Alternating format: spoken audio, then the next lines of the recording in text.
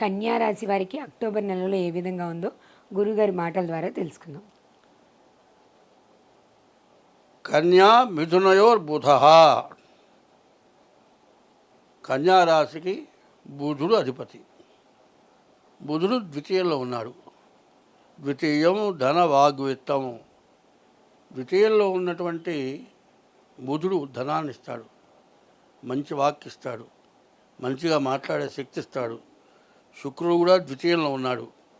తర్వాత శని బాగున్నాడు, గురువు బాగున్నాడు, కుజుడు బాగున్నాడు. మరి శుక్రుడు, బుధుడు, శని, గురువు, కుజుడు మొత్తం 5 గ్రహాలు బాగున్నాయి. ఈ 5 గ్రహాలు కూడా చాలా మంచిగా ఉపయోగపడే అవకాశం మాత్రం చాలా దగ్గరలో ఉన్నది. అయితే ఈ రాశి వాళ్ళకి వివాహం కావాలంటే బాగా ఆలోచించాలి. వివాహ విషయంలో ముందు డేట్ ఆఫ్ బర్త్ను పట్టే చేసుకోవాలి. ప్రతి వాళ్ళు ఏం చేస్తున్నారంటే, మా పెద్దవాళ్ళు వెంకయ్యో పుల్లయ్యో సుబ్బయ్యో పెట్టారండి పేరు, ఈ పేరును బట్టి పెళ్లి చూడమంటారు. అది కరెక్ట్ కానీ కాదు. ముందు అట్లా చూడాలి. అట్లా లేకపోతే హస్త సాముద్రికం ద్వారా చూడాలి. అట్లా కాకపోతే ఆ కుటుంబ సభ్యుల్లో అన్నదమ్ముల జాతకాన్ని బట్టి కూడా కొంత వస్తుంది. వివాహం దగ్గర పూర్తి జాతక పరిష్కారం లేకుండా పెళ్లి చేసుకుంటే మాత్రం చాలా సమస్యలకు లోనవుతున్నారు. పితృదోషం ఉంటుంది, మరి వివాహ సంబంధమైన పత్ని దోషం ఉంటుంది, మరి రకరకాల కాలసర్ప దోషం ఉంటుంది, కుజదోషం ఉంటుంది. వివాహం కావడానికి అవకాశం ఉన్నది కానీ చాలా జాగ్రత్తగా జాతకం చూపించుకొని వివాహం చేసుకోవాలి. ఇప్పుడు ఏమైనా తప్పించుకోవచ్చు కానివ్వండి, వివాహం దగ్గర సమస్య వస్తే మాత్రం జీవితాలు పాడైపోతున్నాయి. వివాహం దగ్గర జీవితాలు పాడైపోయి కొంతమంది ఆత్మహత్య చేసుకుంటున్న కూడా కనపడుతున్నారు. ఎందుకంటే ఏమవుతుంది, వివాహం కాలేదు ఎదురు చూస్తారు. ఏ 30 ఏళ్ళో 35 ఏళ్ళో వస్తుంది. ఎట్టాగొట్ట వివాహం అయిందనుకోండి, అంతకుముందు వివాహం కాలేదని బాధ.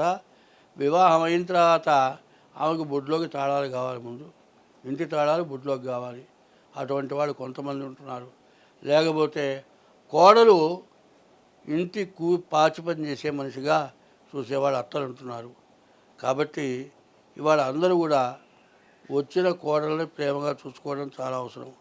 ఎటువంటి ఆమె అయినా సరే మీరు జాగ్రత్తగా చూసుకుంటేనే ఆ కాపురాలు నిలబడతాయి. భర్త కూడా భార్యను జాగ్రత్తగా చూసుకోవాలి. తర్వాత అమ్మ మాట వింటాను, మా అమ్మే ఎక్కువ, అమ్మ కంటే కూడా భార్య కూడా ఎక్కువే, అందరూ ఎక్కువే. అందరినీ జాగ్రత్తగా చూడాల్సిందే. ఎవరికి తగిన విధంగా వాళ్ళని చూడాలి. అయితే తల్లి తండ్రి కొంతకాలమే ఉంటారు. చివరి రోజు వరకు భార్యాభర్త కలిసి ఉంటారు. మీకు ఇబ్బంది లేకుండా చూసుకోవాల్సిన అవసరం ఉంది. జాతక రీత్యా చూపించుకొని వివాహం చేసుకోవటం మంచిది. తర్వాత ఈ శని అనేటువంటి వాడు మరి కన్యారాశికి వచ్చేప్పటికల్లా సప్తమంలోకి వస్తున్నాడు, వివాహ స్థానంలోకి వస్తున్నాడు. వివాహం కాకపోయినా, వివాహం అయ్యున్నా భార్యాభర్తల యొక్క సమస్యలు బాగా ఎక్కువగా రావడానికి ఈ రాశికి బాగా కనబడుతుంది. కాబట్టి చాలా జాగ్రత్త పడటం అవసరం. ఎందుకంటే అన్నీ బాగున్నాయి కదా, మొగుడు పెళ్ళాలని తేడా వస్తే ఉంది, జీవితం మొత్తం ఖరాబ్ అవుతుంది. కాబట్టి ప్రతి వాళ్ళు కూడా ఈ 2 సంవత్సరాలు మాత్రం జాగ్రత్తగా ఒళ్ళు దగ్గర పెట్టుకొని ప్రవర్తించాలి. ఒకటి, ఎవరైనా సరే నేను చెప్పబోయేది ఒకటే మాట, మీ ఆదాయంలో 6వ భాగం పక్కకు తీసి పెట్టేసేయండి. 6వ భాగం పక్కకు తీసి పెట్టడమే కాక ఇంకా 10 రూపాయలు ఎక్కువ పెట్టినా తప్పు లేదు. దానివల్ల మీకు నష్టం అనేది మాత్రం జరగదు. కాబట్టి ఈ జాతకులకి మంచి టైం ఇది. చెప్పాలంటే అన్ని గ్రహాలు బాగున్నాయి, శని మాత్రం చెడు స్థానంలోకి రాబోతున్నాడు. కాబట్టి ఈ రాశి వాళ్ళు చాలా జాగ్రత్త పడటం అవసరం. కాబట్టి ముందు మీ జాతకం చూపించుకొని మీరు ముందు అడుగు వేయండి. అట్లా కాకుండా ఉంటే మాత్రం చాలా ఇబ్బంది పడతారు.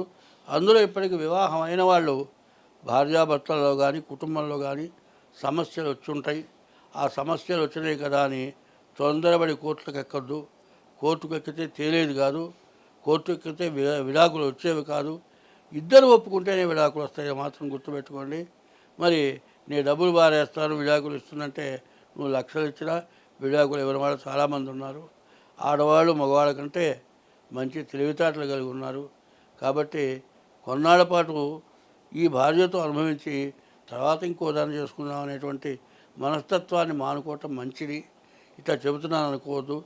ఈ రాశి వాళ్ళకి ఎటువంటి సమస్య ఉన్నా ముందు జాతకాన్ని చూపించుకోండి. స్వస్తి.